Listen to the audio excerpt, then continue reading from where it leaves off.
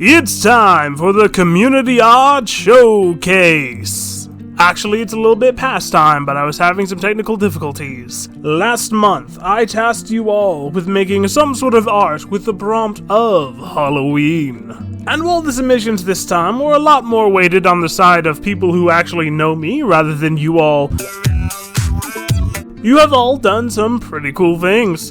But of course, before I can show off your submissions, I have to give you your next prompt. But this time around, we're doing something a little bit different. I'm giving you not one, but two different prompts. You can choose between Nightmare Before Christmas, which can either be artwork of the Tim Burton classic, or just something with that similar vibe, smushing together Halloween and non-denominational all-inclusive winter holiday aesthetics.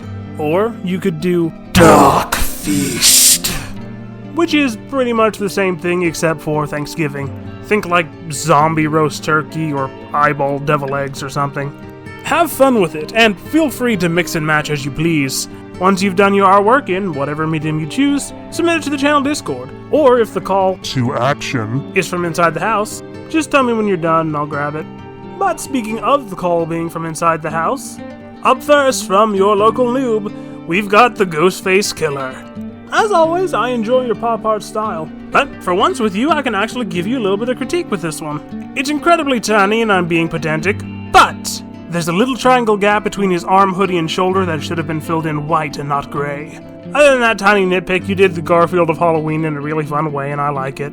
That's it. I gotta ask, what's your favorite scary movie? For me, it's probably the fourth one. Now, up next from my aunt, we have two different submissions. Up first, we have this acrylic painting, which was made with an actual spiderweb. I really like this one. It's very Ichabod Crane Headless Horseman looking to me. I really like your clouds. That's something I've been trying to get better at myself. About the only suggestion I could give for this one is to maybe come back and add like a little white highlight on some of the spiderwebs, but given that it's an actual spiderweb you used to do this, I don't know if that would work or not. But before anyone brings it up on this one, or more obviously in the next few, I have in fact blurred the signatures because they're signatures of family members, and unlike the one I put on my paintings, theirs aren't an ambiguous mashing of letters and symbols. With that established, also from the same aunt, we have this drawing.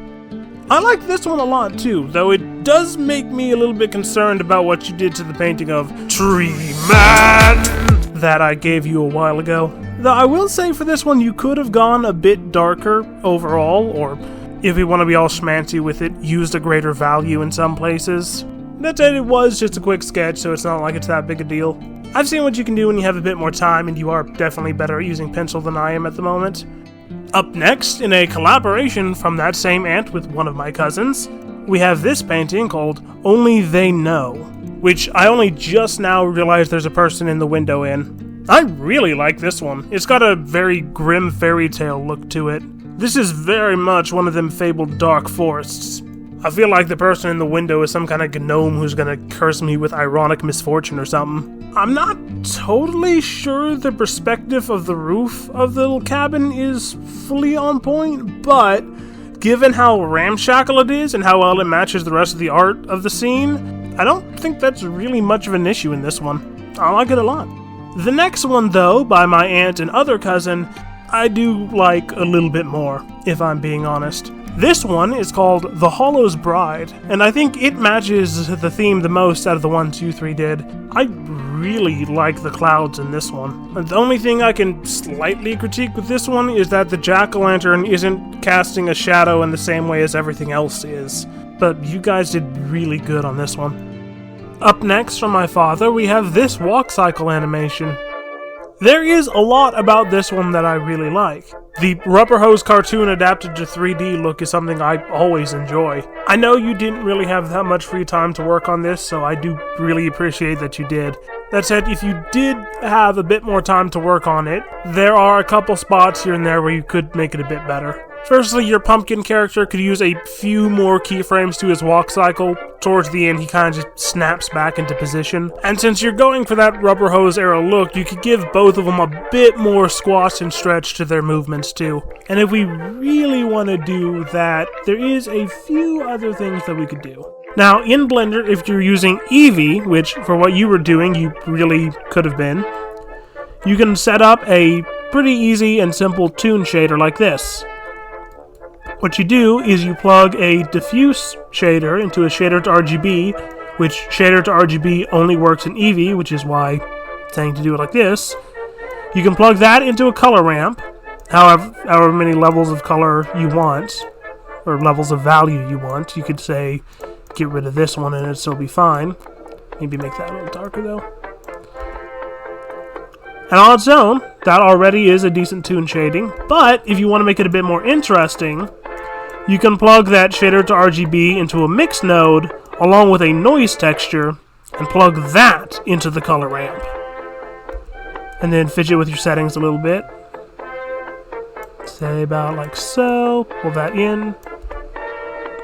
And that adds a little bit of a break up to your line. If we make this a bit smaller, say 1, it's a little less jagged, but it looks a bit more hand-drawn.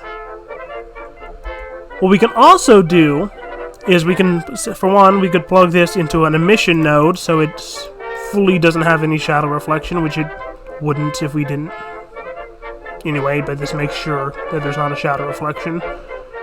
And then we can do either one of two things. One, depending on what you're putting this type of shader on. One, we can put in a mix shader, and then set the other to an emission of black, plug that in, then pull out a facing, and then a color ramp, which sometimes this doesn't work, and there's a different way to do what I'm about to show you, but sometimes you can get away with just doing it this way, which is easier. So if we bring this in, fidget with the settings enough. For something, like, it works better here on the sphere than it does on the plane. So if we make the plane a different object and get rid of it, a different color and get rid of it, on the sphere we have an outline, which will work from any angle we're viewing it. But like you saw, sometimes doing it with the facing setup doesn't quite work, and for that, so let me say add in a cube, show you what I mean. Put this on the cube, it won't work quite right with the cube shape.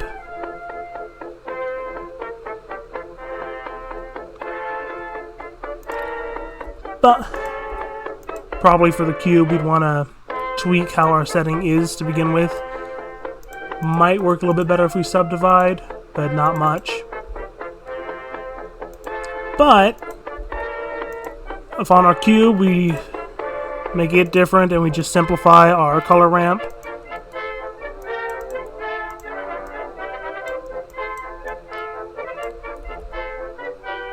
like that. We can use, for the cube and this, we could move them to a collection to make this a little simpler. Where is the correct button for that? Move to collection. Said move to collection. New collection. And then in this collection, for the things that the facing doesn't work for, we can say add grease pencil collection line art. And then in our line art we can mess with the settings a little bit, up the thickness, and that will also give us a dynamically generated outline, though that outline is tied to where our camera is.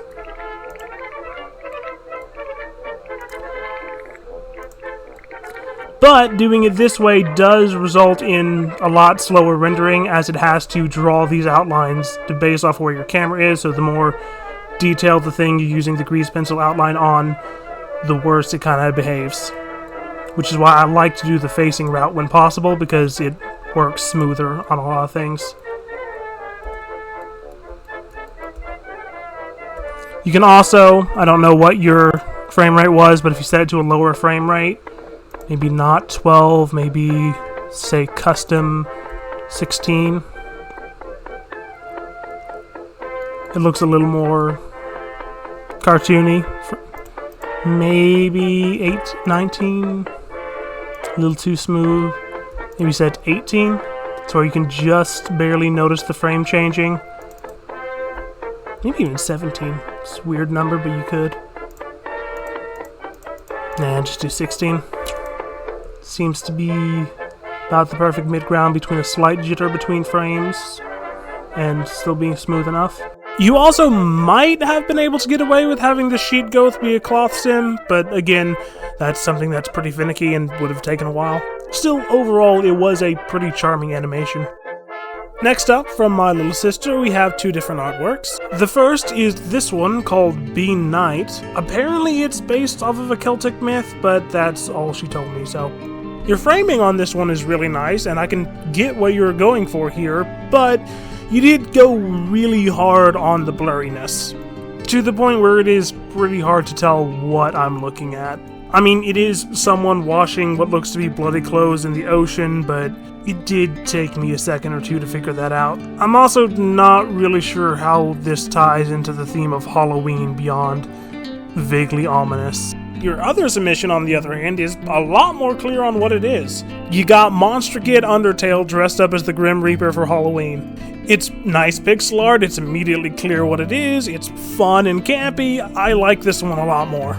About the only thing I could recommend you to do for this one is give him like 1 pixel's worth of shading on his feet or something. It's nicely done. Now, up next and for the last, from my brother, we have Halloween Road. Again, this is the fun and campy I was originally hoping for.